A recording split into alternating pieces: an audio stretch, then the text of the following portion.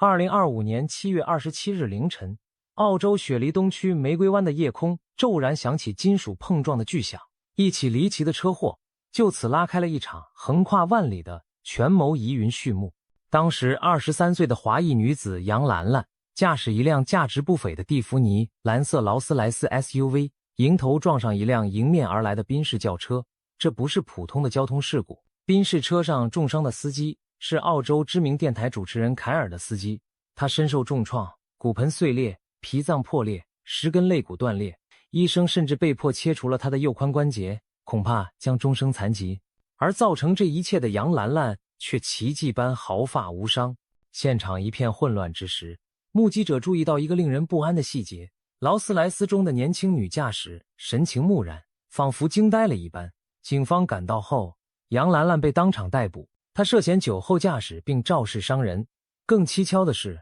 有人指出她企图在车祸后离开现场，面对警方，她拒绝酒测，从头到尾一言不发，最终警方还是将她拘留起来。然而仅仅几个小时后，杨兰兰就获准保释，并且带着电子脚镣离开了警局。从撞车到离开警局，这位神秘女子始终保持沉默，但关于她的传奇才刚刚开始发酵。随着事故新闻传开，人们开始追问杨兰兰是谁，一名年仅23岁的华人女子怎会驾驶一辆价值140万澳元约合600多万人民币的劳斯莱斯豪车。事发后，媒体和网友们对她的背景展开了地毯式搜寻，可结果却令人瞠目结舌。杨兰兰仿佛一个幽灵般的人物。首先，她居住在雪梨顶级豪宅区，传说是一处面向海港的高级公寓或别墅，然而在澳洲的房产登记记录中找不到他的名字。再看他的座驾，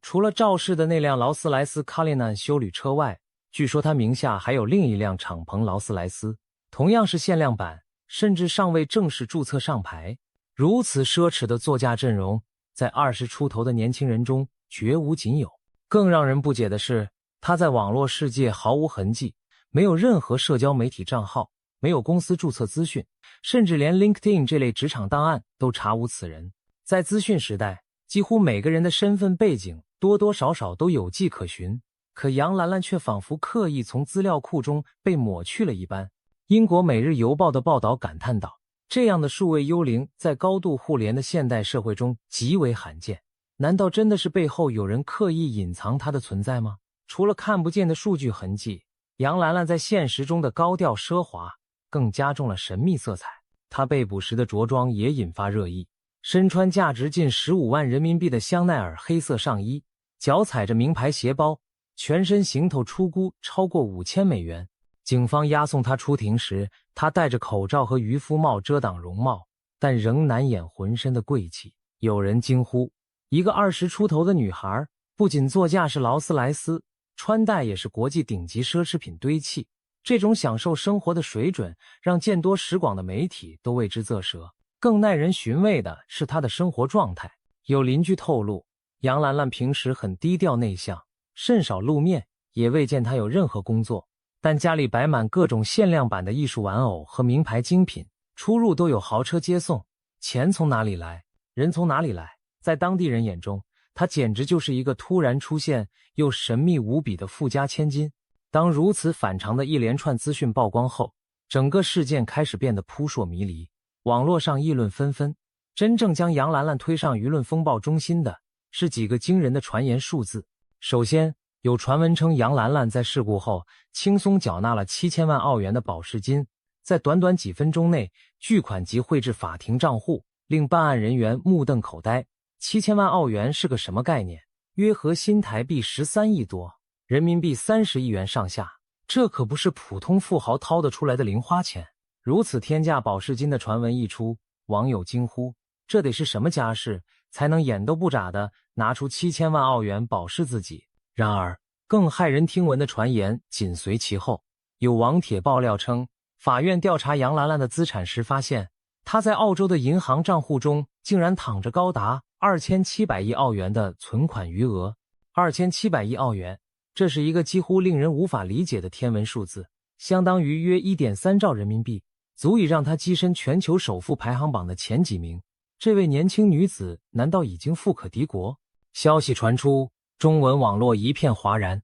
不少人第一反应是不敢相信，但又忍不住浮想联翩。如果这是真的，这笔钱从何而来？短短几天内，关于杨兰兰的种种传闻在微博、微信等平台疯传，有人把她称作神秘天龙人，借用 ACG 文化中的称呼，比喻那些站在金字塔顶端享尽特权的人。还有人挖苦地说，在杨兰兰面前，马云、王健林也只是拿社保的普通人。社交媒体上充斥着各种调侃，有的人家财万贯，挥金如土，有的人为几千块养老金愁眉苦脸，真是现实的讽刺。一时间，杨兰兰仿佛成了当下中国贫富鸿沟的一面镜子，她的奢华与神秘引发了无数普通人的震撼与不平。随着讨论发酵，人们开始从杨兰兰的姓氏和行为细节中挖掘可能的背景，各种猜测铺天盖地。有自称知情的网友透露，杨兰兰的家庭可能从事西澳大利亚的铁矿石生意，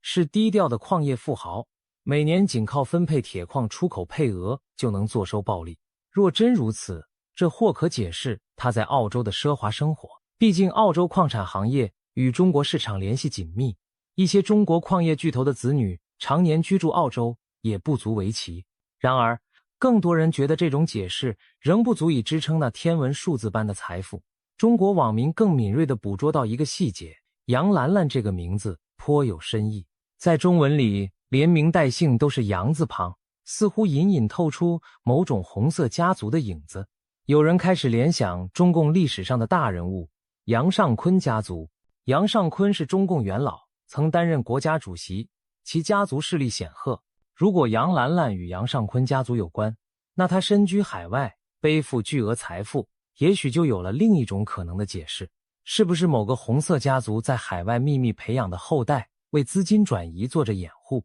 还有更惊人的说法开始流传，杨兰兰其实并非姓杨，而是西氏家族的成员。这种传言指出，杨兰兰可能是中国最高领导人习近平的亲侄女，甚至可能是他未公开的私生女。支持这种说法的人声称，杨兰兰的父亲是习近平的弟弟习远平，而他随母姓杨，所以对外以杨兰兰的名字示人。如果真是如此，那杨兰兰的另一重身份就是习家的红色公主。毕竟习近平的直系亲属中，公开已知的只有一位女儿习明泽，现在突然冒出一个同辈分的年轻女子，难怪被称作二公主的身份成了新的焦点。传言更指称，杨兰兰在澳洲的巨额存款其实是替习家代持的资产。这样一来，所谓的2700亿澳元就不仅仅属于她个人，而可能是整个习氏家族乃至更高层权贵资产转移到海外的冰山一角。甚至有消息称，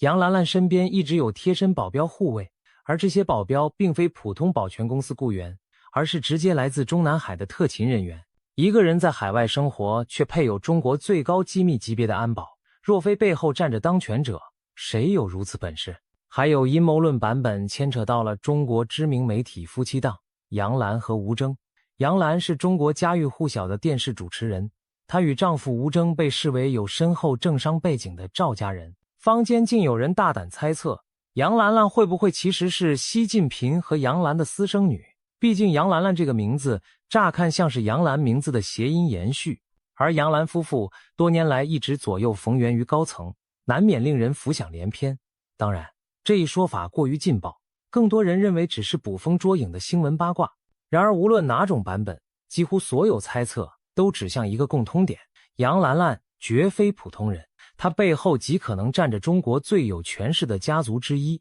值得注意的是，杨兰兰事件爆发的时间点极其微妙，就在这起豪车事故引发全球华人圈关注的同时，远在万里之外的北京，中共高层内部传出一系列不寻常的风声。每年夏季7、8月，中共领导人都会前往北戴河闭门议事。在2025年的这个夏天，北戴河会议被传得波涛汹涌，党内元老们对习近平的不满在积聚，某些反习派势力蠢蠢欲动，甚至出现了逼宫的迹象。种种流言中，最惊心动魄的是有关习近平身边安全系统出事的消息。8月上旬，海外媒体和社交平台突然开始流传一条爆炸性新闻：习近平办公室主任韩世明被军方逮捕了。据称，执行逮捕的是驻京的第82集团军部队，他们伪装成救护车偷偷驶入中南海核心区域，对习近平办公厅发动了一次突然行动，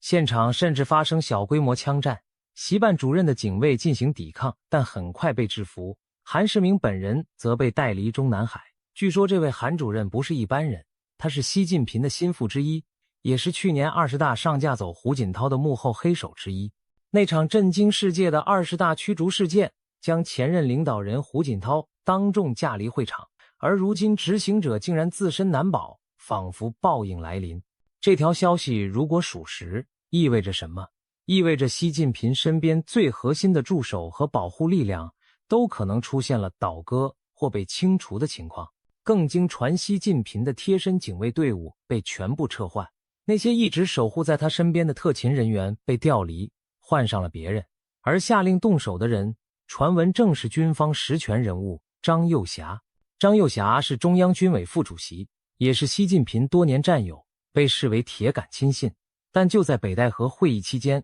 有传张又侠调动特种兵进驻北戴河地区，形同对习进行某种软监控，这难免让人联想到历史上的玄武门之变或宫廷政变。难道习近平也面临一场宫廷政变的危机？同一时间，政坛还传出其他不寻常的动静。中联部部长刘建超据说失踪了，有小道消息称他暗中会见了美国人，泄露机密。火箭军高层在此前数月经历了一连串神秘的人事清洗，甚至在民间，四川某地江油市发生大规模群众抗议，民众走上街头对地方官不满，传出警民冲突的影片。一连串事件汇集在一起，为今年夏天的中国局势蒙上阴影。习近平仿佛置身风暴中心，党内有元老在北戴河会议上直指其错误，要求他引咎下台。军中传出异动，曾经的亲信可能反目，地方上民怨沸腾，需要稳控。国际上经济压力山大，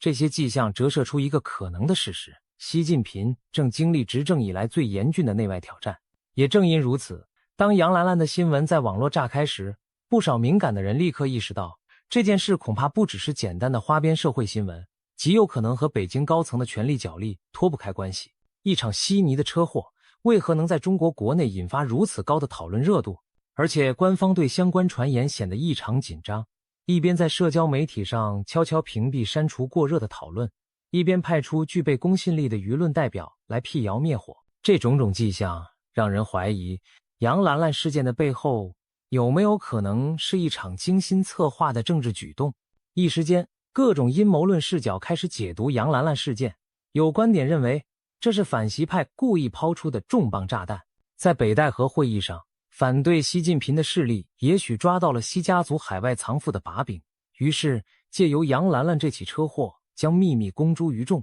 一旦杨澜澜真的是习家亲戚，他的奢华与巨额财富就坐实了习近平的伪善。表面高喊反腐共同富裕，实则自己的家人暗中转移巨款到海外享乐，这对习的政治形象将是毁灭性的打击。反习派正是要利用公众舆论的愤怒，削弱习的威信，让更多党内大佬认识到习已成众矢之的，从而逼宫成功。此外，传出杨澜澜被捕时，澳洲警方发现他携带中国特供手机，里面可能有高层联络资讯。如果这消息为真，那几乎等于证明他与中南海的直接联系。一个突发车祸把这等机密暴露出来，听上去像极了一场精心安排的局，让信息意外泄露，由外媒扩散，再传回国内发酵。反习派或许正是透过这样的旁敲侧击，把习近平的软肋展示给党内外看，看他的亲属就藏在国外烧钱。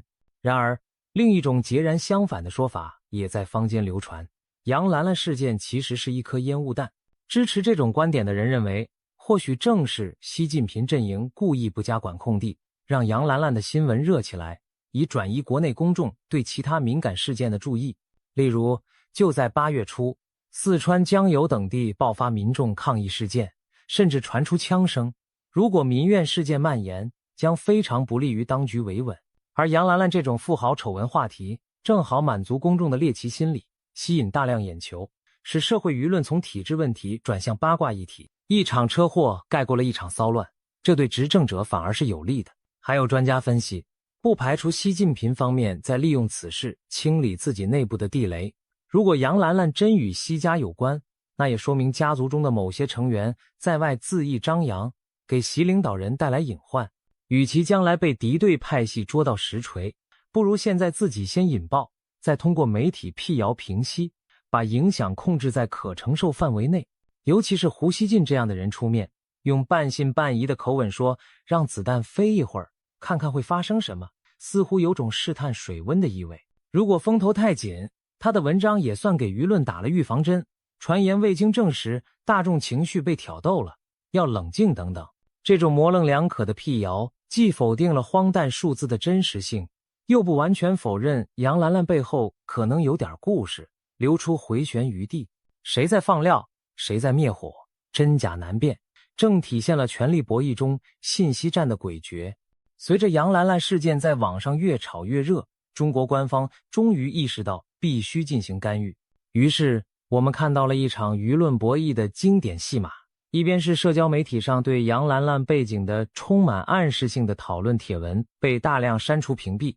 相关话题词条显示根据相关法律法规无法显示；另一边则是官方背景的媒体和人士出面辟谣降温。首先出声的是前环球时报总编辑胡锡进，他在自己的自媒体账号发表长文，明确表示网传的7000万澳元保释金和2700亿澳元存款肯定是假的。胡锡进列举了事实，澳洲历史上最高的保释金也不过500万澳元，一般交通事故的保释金区数千至2万澳元，不可能突然蹦出7000万的天价。又说2700亿澳元的资产远超亚洲首富，比马斯克、巴菲特都多，荒诞不经。他还特意提到英国《每日邮报》原始报道中根本没有提到保释金或者豪宅等资讯，显示那些是华人网络自行添加的二次创作。胡锡进的态度颇耐人寻味，一方面严肃辟谣那些离谱数字，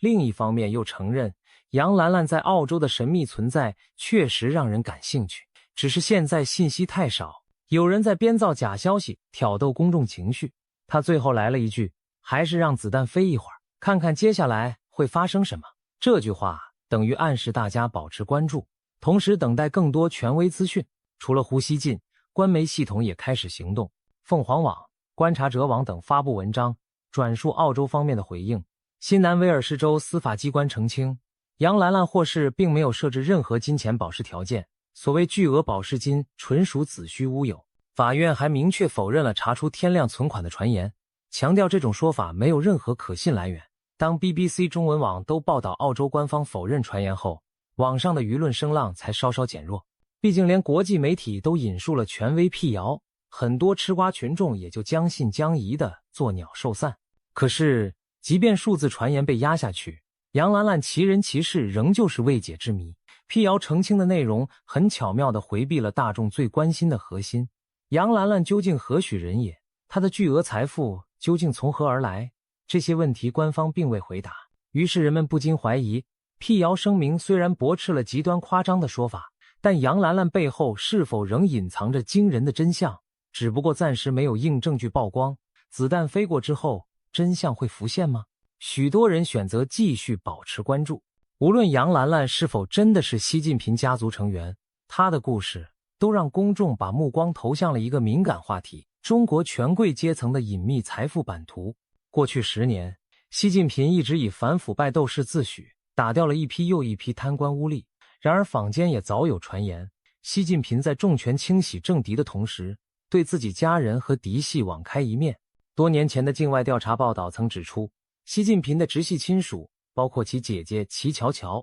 姐夫邓家贵等，掌控着巨额资产，在海外有离岸公司。当然，这些报道在国内被视作禁忌，很少有人提及。但知情人并不会天真的认为习家就真的两袖清风。一旦杨兰兰确有习家的联系，那正好印证许多人的猜想，权力顶峰之人，其亲属也站在财富金字塔顶端，只是不显山露水罢了。实际上，不仅习家，整个中共高层家族都被指长期以各种方式将财富转移出国。有人戏称，改革开放几10年来，中国权贵们挣了大钱，一部分用来建设祖国，另一部分都转移到了海外。这并非空穴来风。从2012年曝光的巴拿马文件，到境外媒体对朱镕基、温家宝、邓小平等历任领导人子孙财富的曝光，都显示出中共官宦子弟在国外坐拥巨资的案例比比皆是。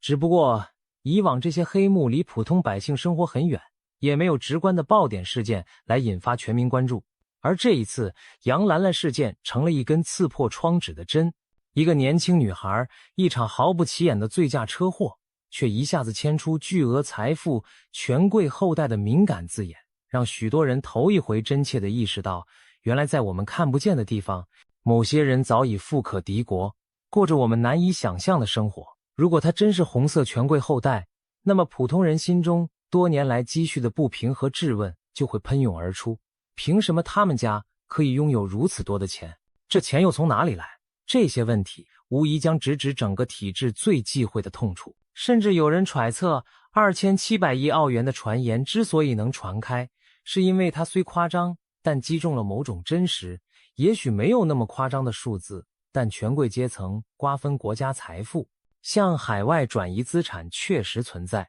这解释了为何传言甫出，国人宁愿相信也不肯完全否定，因为真相也许只比谣言好看一点点。这正是执政当局最担忧的舆论趋势。当公众开始质疑共同富裕的诚意，开始怀疑反腐运动是否选择性执法，统治合法性就会遭到侵蚀。杨兰兰之事，某种程度上打开了民众好奇与质疑的闸门。接下来，哪怕官方想要重新关上，都不是那么容易了。从杨兰兰车祸到各种传闻蔓延，再到北戴河风波与家族财富话题，串联起来，呈现的是一幅中国当权者皇帝的新一图景。习近平长期以来塑造的清廉为民形象，此刻正面临前所未有的挑战。如果杨兰兰真与习家有牵连，那等于孩童指着皇帝高喊出那句箴言：他没穿衣服。即便最忠诚的拥趸，此刻也难免将信将疑。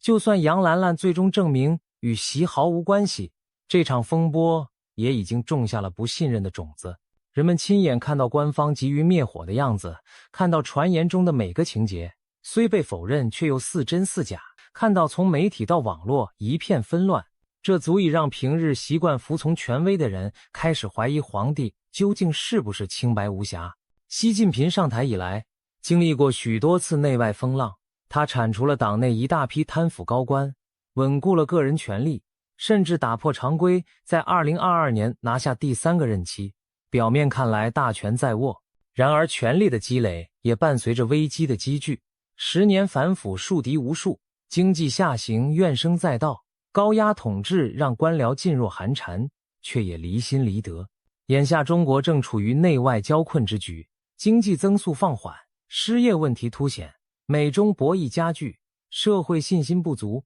在这关头，一旦最高领导人的道德威信崩塌，很可能引发多米诺骨牌效应。官员队伍可能出现离心，民众对政府的抱怨升级，甚至党内出现寻求另立新君的呼声。杨兰兰事件之所以被冠以习近平的危机，正是因为它触及了习政权最脆弱的一环——公信力与凝聚力。当前，看似习近平依然掌控着局面，在官方话语中，社会大局稳定，一切传言都是境外势力和不明真相者在造谣抹黑。然而，懂的人懂，北戴河的博弈结果尚未揭晓，党内外的风向正在观察中。如果习近平无法妥善应对这次信任危机，他未来的执政之路将更加步履维艰。相反，如果他能成功化解传言，稳住军心民心，那说明他的权术和控制力依旧高明。这场危机将成为他巩固权威的又一次契机。杨兰兰的秘密究竟是什么？或许很快就会有部分揭晓。根据澳洲司法程序，杨兰兰将于8月中旬出庭受审，届时她的身份背景是否会曝光一些？她本人会不会终于开口说明来历？这都是全球华人关注的焦点。如果澳洲方面的调查深入，我们也许能从法庭文件中窥见端倪。当然，也不能排除在强大压力下，此案最后低调处理，草草收场。毕竟背后若真牵涉权贵，相关各方都有令此事平息的动机。而在中国国内，经历了这场网络惊雷之后，官方大概要更加小心翼翼处理涉及高层的任何风吹草动。习近平近期或许很快就会通过某种方式露面或发声，以示一切如常，稳如泰山。我们也许会看到他强调反腐不手软，再次要求领导干部管好家人之类的讲话。这既是给百姓一个交代，也是对党内对手的警告，不要以为抓到一个杨澜澜就能撼动朕的龙椅。然而，无论权斗如何进行，这次事件已在历史长河中留下了一道耐人寻味的印记。一位神秘女子雪梨醉驾引发的连锁反应远远超出常人想象，它让平民看到了权贵生活的冰山一角，让野心家们找到了攻击对手的武器，也让最高领袖感受到了来自暗处的威胁。风暴过后，一切或许看似平静，但某些疑问将长久地留存在公众心中。就像胡锡进所说的，让子弹飞一会儿，也许还需要时间，真相的子弹才能穿透层层迷雾。如果杨澜澜的确隐藏着惊天秘密，那么她的出现可能会被历史记录为导致巨变的引线之一。如果最终证明只是一场虚惊，那这出闹剧背后所反映的民心走向，也足以给当权者敲响警钟。总之，杨澜澜的秘密与习近平的危机，犹如一面镜子，映照出当下中国权力和财富的角力现状。一边是极致隐秘的富豪权贵圈，一边是渐生裂痕的政治权威。故事还在发展，我们拭目以待，让时间告诉我们答案，也让真相继续发酵。毕竟，在信息时代，没有永远密不透风的墙。昨日的传闻也许会成为明日的头条真相，而历史的子弹已经上膛，正在飞向命运的靶心。